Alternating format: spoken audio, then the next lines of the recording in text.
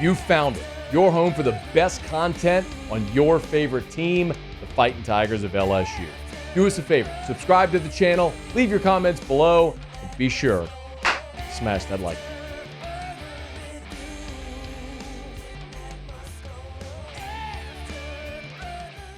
Obviously, a lot has been made about the changes Brian Kelly made to his staff, specifically defensively, over the offseason. I mean, that has been a talking point really here since probably the middle of last season when things just started going quite poorly on defense. Nationally, since at least the end of last season. And there's been a lot of different angles to look at it, recruiting, on the field coaching, it's been broken down top to bottom.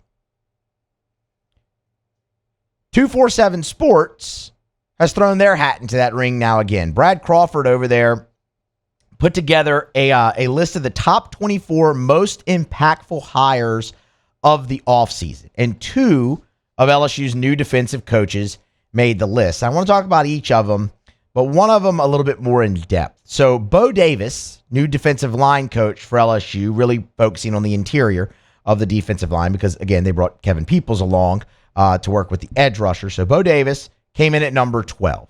And Bo Davis is one of those guys that, I mean, obviously, look, everyone knows the history he had at LSU, Louisiana guy, the flirtation that was year after year with Bo Davis, and they finally bring him home. He's a guy whose reputation, supersedes him. I don't need to tell y'all that. We know. Through all the history that we just went through, we know that. He came in at number 12, and then Blake Baker came in at number 8 on the list.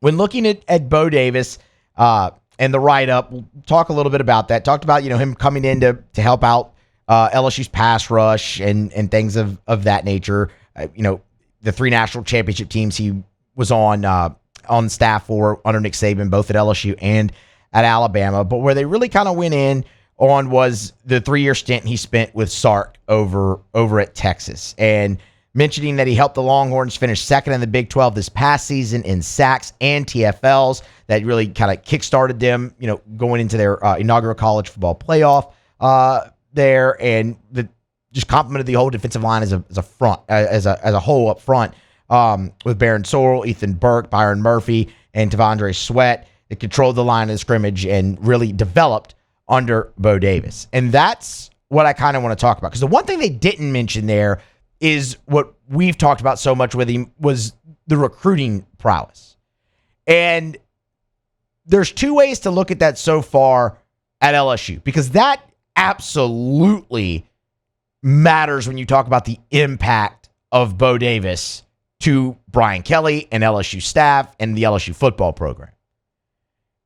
And like I said, I think there's 2 ways you can look at that. You can look at it with what happened in the transfer portal this cycle, where they missed on Simeon Barrow and what's the kid's name from TCU? I'm blanking. It doesn't really matter. He's not here. He's at Oklahoma. And you could say, well, Bo Davis was supposed to be this great recruiter. And I think it's been well documented now that there were obviously other things that those guys wanted besides just being recruited in the NIL space and all of that. That's been well documented.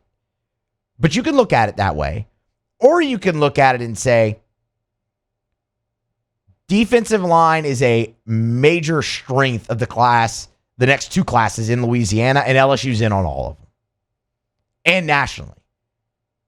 Look at the defensive tackles, the defensive linemen that LSU's been bringing onto campus here. It's 4 stars, 5 stars, left and right.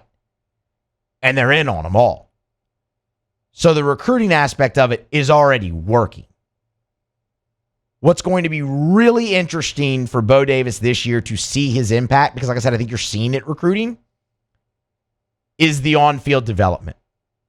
Because we know what LSU's defensive tackle room is. Jacoby and Guillory is your most veteran guy, and they're very pleased with him in the middle, but you still want to see more consistency in him take the next step. You bring in Gio Paez, you bring in JVR Suggs, all those guys as well. Obviously, Dominic McKinley from the high school ranks coming in. You've moved players from the offensive line over to the defensive line. That's where the impact I'm most curious to see Bo Davis. What impact can he have in developing those guys on field to where they are SEC caliber defensive tackles that can help LSU control the line of scrimmage? Because LSU doesn't have a Byron Murphy on this team, a guy who's going to be the 16th overall pick in the draft. You don't have that guy. You don't even have Tavondre Sweat, who was a second-round pick and 38th overall. That guy's not here. Now, you did have 3 defensive tackles drafted, so you've already seen development at LSU. How can Bo Davis bring it along in a short amount of time and have these guys ready to go? That's where the impact will really be measured for 2024 for him.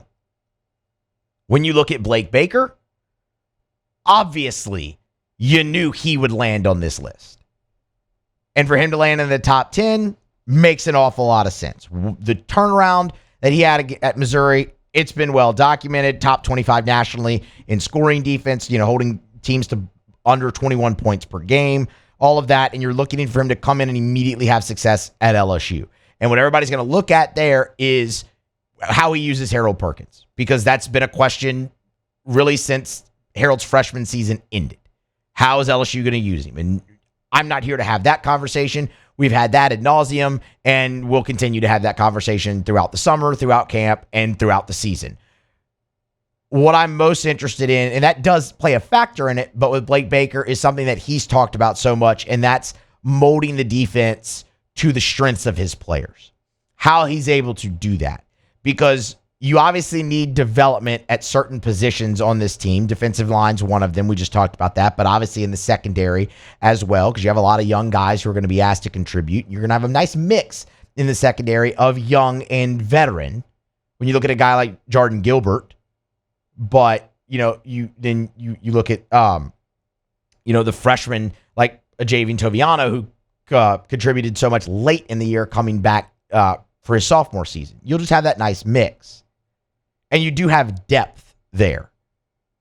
But how are they able to, mold the defense, put their guys in the best position to succeed? Because that is something that Blake Baker has just preached over and over since he's come back to LSU. It's something you heard him preach over and over when he was the linebackers coach at LSU in 2021, was putting his guys in the best position to succeed. So, look, like I said, yes, the Harold Perkins conversation factors into that because you obviously want him in the best position to succeed because he's your best defensive player.